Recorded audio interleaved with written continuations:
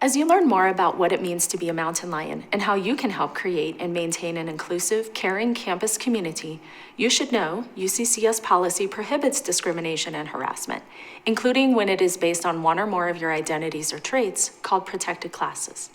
We provide some examples of discriminatory and harassing behavior to help you understand how you can avoid violating the policy. We recognize that some of you may have experienced discrimination or harassment before, and we aim to make UCCS a safe place for you. As a reminder, please refer to the resource guide you received or is linked near the video, and don't hesitate to reach out if you need help or someone to talk to. So what does protected class discrimination and harassment really mean? It means that no one should say or do things to prevent, limit, or negatively impact your ability to access your education and work because of your identities, otherwise known as your protected classes or protected characteristics. The range of protected classes has evolved over time and may continue to grow. It is possible that a person could experience discrimination or harassment based on more than one protected class at the same time. You should feel safe to report if you or someone you know experiences discrimination or harassment based on who you or they are and not worry about retaliation. Retaliation is also prohibited. The discrimination and harassment policy applies to all students, staff, faculty, and other campus affiliates. Discrimination occurs when an individual suffers an adverse consequence based on a protected class. An adverse consequence can include things like denial to an academic program, denial of a benefit, or an undeserved lower grade in a class. It is a loss of a resource, benefit, or access to education or employment when it happens to someone because of their gender, race, or another protected class status. Next, we'll talk about harassment.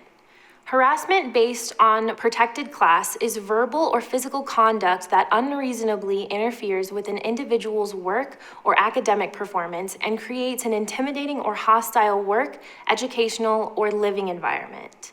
A hostile environment means that someone has experienced unwelcome behavior based on protected class that is severe, persistent, or pervasive enough that it unreasonably interferes, limits, or deprives them of participating in or benefiting from university programs or activities.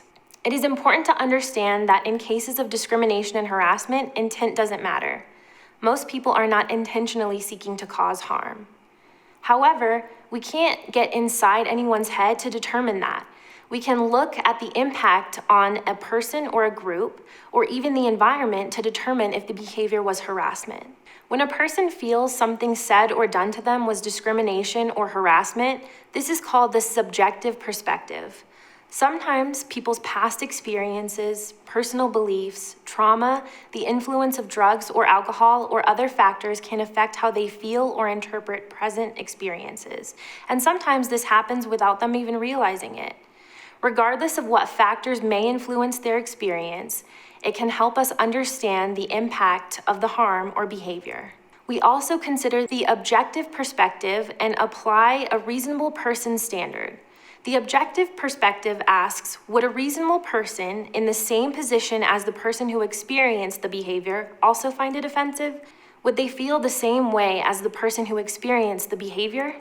While context in a circumstance can help us understand how someone's behavior affects someone else, a group, or the environment, it is important to recognize that behavior that is acceptable to you may not be acceptable to others. Harassment based on protected class may, in some circumstances, also be considered a crime of bias or a hate crime. If you or someone you know is threatened or a victim of violence because of an identity, you can call the police. We can explore this further under freedom of expression. As a public institution, the university cannot punish people for speech that is within the boundaries of free speech. This refers to the First Amendment of the Constitution of the United States. Freedom of speech must be balanced with the goal of ensuring equal access to an inclusive educational and professional environment. University Regent Law, Article 1 defines free expression and notes that it does not include speech or conduct that is not within the First Amendment's protections, including speech or conduct that is a true threat, fraudulent, harassing, obscene, defamatory, or otherwise unlawful.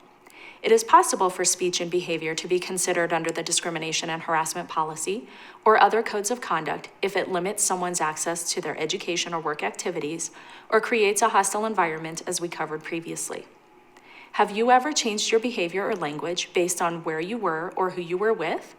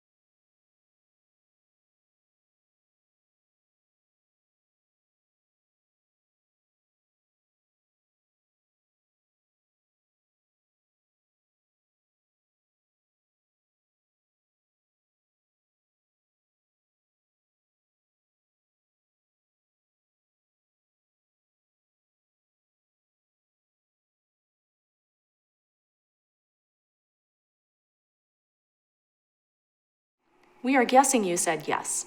What influenced your change might vary from person to person, but many of us might use certain language or say certain words around our close friends that we wouldn't say around our parents or boss, for example. If you think about time, place, and manner, and engage with civility, you can respect others and avoid discrimination and harassment. For example, ask yourself, is this the right time to have this discussion or say what I'm thinking? If someone else doesn't seem receptive, try to pick another time. Ask, is this the right place? Things considered acceptable in one place might not be appropriate in another place. Work, class, the library, the dining halls, university events, different places on campus have different levels of formality.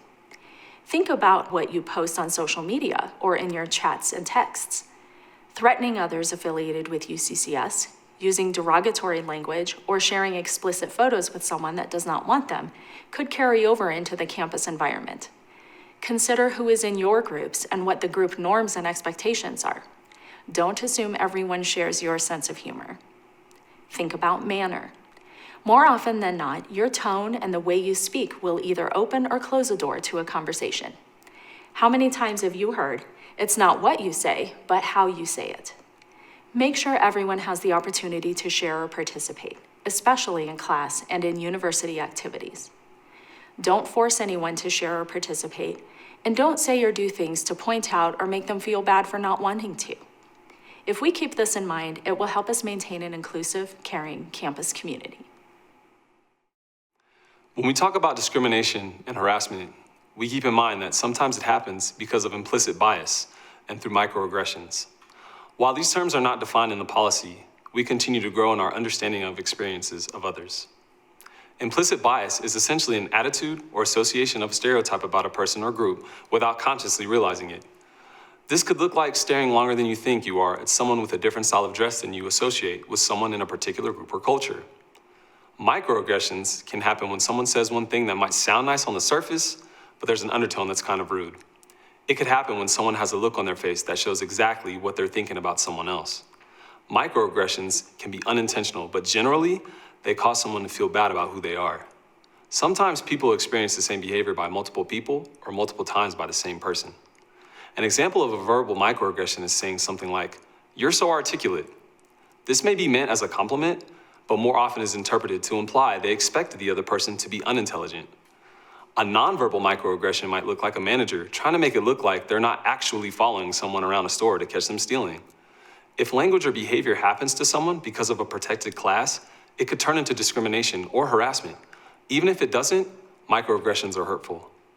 When it comes to implicit bias and microaggressions, go back to your time, place, and manner considerations and challenge the assumptions you make about others. You might even go back to things you learned in kindergarten. Is it kind? Is it true? Is it necessary? Lastly, in our review, know that UCCS policies also prohibit retaliation. In the context of protected class discrimination and harassment, retaliation is an adverse action that is taken against someone who makes a complaint of misconduct or participates in an investigation. An adverse educational or employment action is any conduct that would dissuade a reasonable person from reporting an allegation of misconduct or participating in a resolution process. If someone says, "You better not report this," that's a threat of retaliation. Retaliation could also look like getting an undeserved lower grade after reporting concern about the instructor. UCCS is proud to have students, staff, and faculty learning and working together who bring diverse perspectives that can enrich our experience. Respect is key, and exactly what the R in the UCCS Creed Pride stands for. It's okay to be different. It's not okay to hurt someone else because they are different from you. We've covered protected class discrimination and harassment.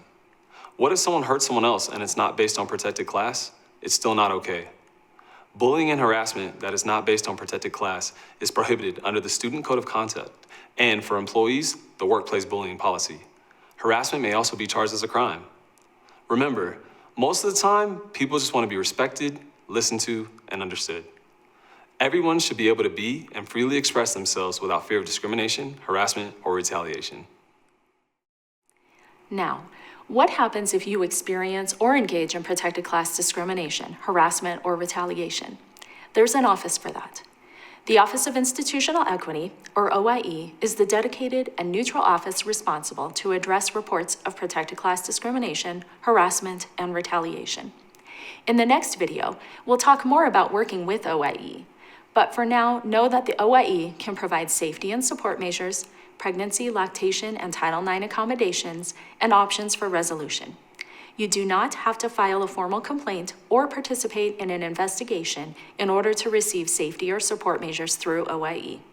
Additionally, OIE lists other community and national confidential resources on our website. To close, make the smart move and do your part to make our school an inclusive environment where everyone can succeed. Coming up in the next Smart Move video, you'll be learning about our sexual misconduct policy.